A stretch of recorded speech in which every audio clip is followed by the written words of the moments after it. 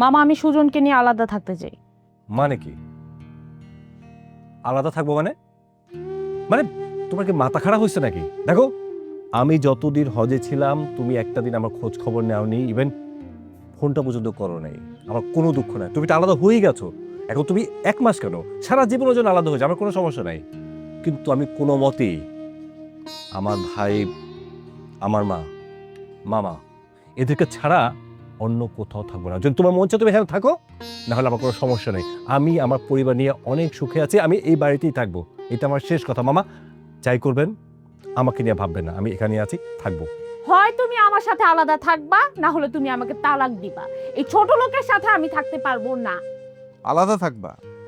আলাদা থাকতে ভাল লাগে, থাকো। আলাদা থাকলে কি হয়েছে? হ্যাঁ, তুমি কি একা আলাদা থাকো? এই বাংলাদেশের এবং পৃথিবীর অনেক রাষ্ট্রে অনেকেই আলাদা থাকে। তা তো থাকো, অশান্তি সৃষ্টি করতেছো কেন?